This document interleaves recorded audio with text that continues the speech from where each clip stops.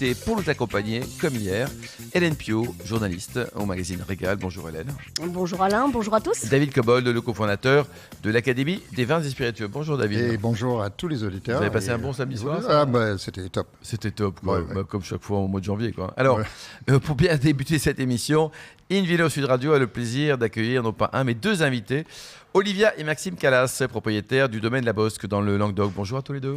Bonjour. Bonjour et merci pour l'invitation. Alors, avant de parler de votre belle histoire d'amour et de vin à Saint-Chinian, un mot sur vos parcours respectifs. D'abord, Olivia, vous êtes qui? Je suis née un jour dans le Languedoc, à Béziers, exactement. Et j'ai grandi donc à Cessenon-sur-Orbe, un tout petit village dans les Hauts-Cantons, à 30 minutes de Béziers. À 30 minutes de Béziers. Vous avez fait un peu d'études ou pas? Beaucoup d'études. Oui, beaucoup d'études, par le fait déjà que peut-être on se cherche un petit peu. Oui. Et donc j'ai terminé par un master marketing et commerce des vins. Génial. Et alors vous, Maxime, racontez-nous là, vous êtes né où vous? Pareil qu'Olivia, à Béziers, puis j'ai grandi dans le même village. Vous êtes des gabaches, les deux, des Biterrois, quoi. C'est ça. Nous, chez nous, les gabaches, c'est ceux du Tarn, c'est ceux qui sont un peu plus loin. Oui, peut-être que ceux de Béziers nous appellent les gabaches. Chacun a ses gabaches, en fait, quoi. Et vous avez fait un peu d'études également? Alors moi, j'ai une formation d'économiste rural. Ouais. Et en fait, à la fin de nos études, l'idée c'était un peu, soit on part vers d'autres horizons, soit on revient un peu près des nôtres. On a fait le choix de revenir un peu dans notre petit village. Et l'idée, c'est d'avoir un projet tous les deux. Vous êtes amoureux, encore ou pas? Bah oui. A priori, oui. Ouais, ça c'est bien. Parce qu'on l'a annoncé hier à la radio, on voulait être sûr aujourd'hui que ça se passe bien le dimanche, quoi. Et alors, donc là, c'est un projet à bâtir ensemble. Et pourquoi le vin? C'est le hasard ou... Non, en fait, c'est une passion qu'on a depuis longtemps. Et puis, on a des grands-parents qui avaient des vignes, un peu comme tout le monde, un peu dans notre village. Et nos parents ont coupé avec ça, ils ont fait toute autre chose. Et puis, nous, on avait envie un peu de retrouver ça, de retrouver ce lien à la terre, ce lien à notre village. Vous aussi, Olivia? Oui, en fait, je pense comme tout le monde, on s'est posé la question à la sortie de nos études de quel avenir on voyait tous les deux, vers quoi on se projetait. Et en fait, il était clair que pour tous les deux, on voulait retourner à la ruralité. Ça, c'était quelque chose qui est quand même ancré en nous. Ouais. Oui. On a été élevés dehors, nos grands-parents ils avaient des vignes, mais moi, mes grands-parents étaient bergers. Les siens étaient maraîchers. Et on avait vraiment vécu dehors et on voulait ça pour notre famille. Donc c'était l'agriculture, mais pourquoi spécifiquement le vin? À cause de l'histoire de la région aussi? Oui, évidemment. Et puis après, nous, on avait un attachement au vin de par la dégustation aussi. Et puis, on ne savait pas trop au début si on se lançait vraiment dans la création d'un domaine ou si on abordait le vin de façon plus... on va dire, plus commercial, donc on aurait pu être caviste, on aurait pu être... négociant, c'est ça. Chose, quoi. Hélène? Manifestement, effectivement, l'envie de mettre les mains dans la cuve a été la plus forte.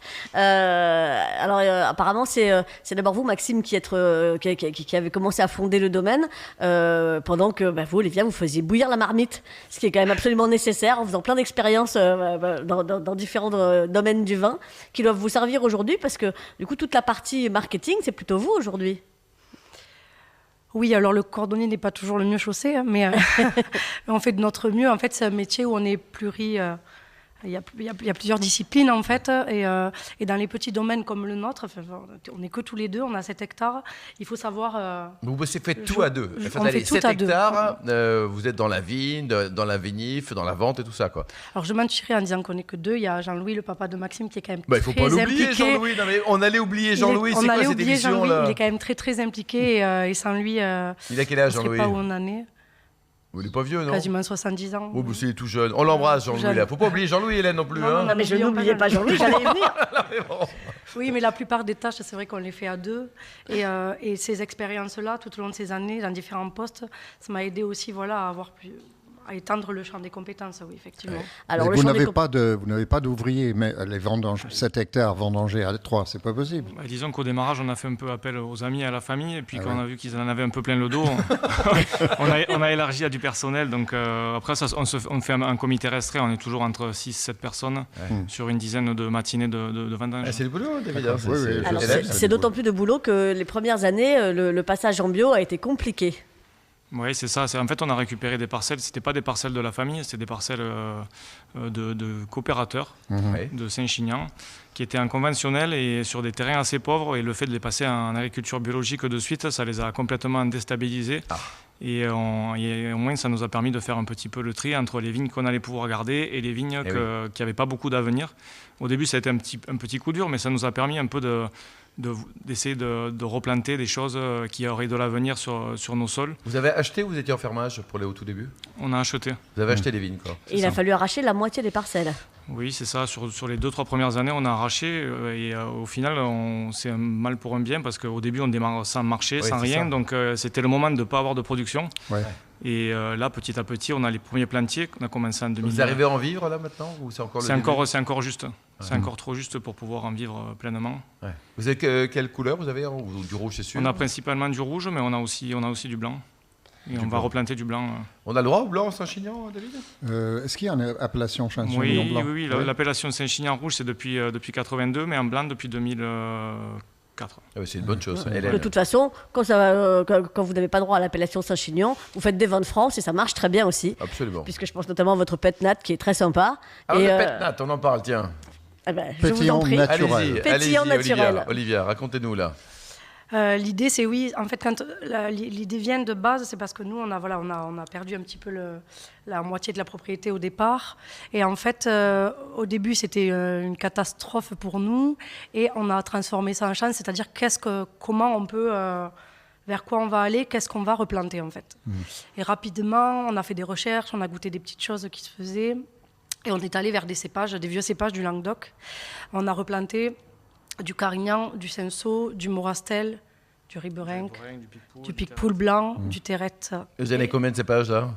On a une dizaine de cépages. 10 cépages quoi. Et c'est vrai que Morastel ou Ribérenc, c'est des cépages qui ont été anciens, qui ont été très, très courants, mais qui aujourd'hui sont vraiment plutôt rares. Vous avez du Carignan blanc?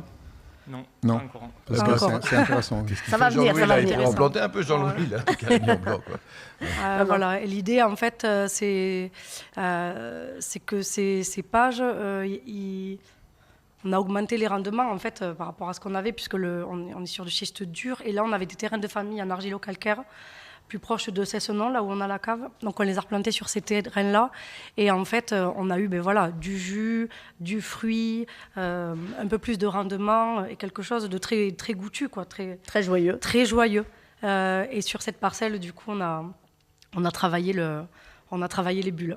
Et les bulles, quoi. Ça va être combien la gamme de prix? Parce qu'il faut vous aider, là. C'est le domaine de la Bosque, c'est ça? C'est ça, le domaine de la Bosque. Alors nous, on a une gamme de prix qui se situe entre 10 et 25 euros. Oui, donc c'est raisonnable, David, aussi. Le pétillant est à combien? Est-ce que le prix pétille? 13 euros, ça reste raisonnable. franchement. Pour faire la fête avec un vin joyeux, rigolo et tout. Ouais. Mais Puis surtout, avec des gens sympas, des vignerons super sympas. Voilà, mais intéressez-vous à leur rouge. La cuvée Cayenne et la cuvée Joya, entre autres, sont vraiment des vrais coups de cœur. C'est le Carignan dans ce qu'il a de plus chouette. Les touches de Syrah, de Mourvèdre. Enfin, il y a plein de trucs très sympas chez eux. Il faut vraiment goûter leur vin. Et pour les vendre, là, comment vous faites? Vous allez prendre un petit baluchon, vous allez voir les restos, les cavistes, la grande distribution peut-être hein? On est passé un peu par toutes les phases. Mais là, on travaille beaucoup sur les salons professionnels. Ça marche bien les salons? Quand on les prépare bien, oui. Si on les prépare pas... Donc salon professionnel, ça veut dire vous vendez qu'à des professionnels, des cavistes, des restaurants et l'export là-dedans? C'est ça. Aussi. L'export aussi, oui. Ouais. Qu'est-ce que vous avez comme marché à l'export? On travaille avec les États-Unis, la Grande-Bretagne, la Suisse, la Belgique. Ouais, c'est déjà bien, donc ça commence à se déverser. Et combien de bouteilles vous faites en moyenne? Alors ça dépend, c'est de la nature généreuse. Il y a 2-3 ans, on était sur 10-12 000 et là, on est en capacité de produire entre 25 et 30 000. Oui, le fait que les plantiers commencent à produire. Vous êtes contente ou pas? Ça suffit, 25-30 000 ou pas? Oui, c'est suffisant. En tout cas, dans notre idée, nous, c'est le nombre de bouteilles suffisant pour faire vivre une famille. Notre objectif, nous, c'est de vivre... Vous avez des enfants d'ailleurs? On a une fille qui a 5 ans et un en préparation. Ah, mais bravo! Pas de blague, on boit pas là, Olivia. Bon, en tout cas, bravo à tous les deux. Là, vous avez un site internet parce que vraiment, il faut déguster vos vins là.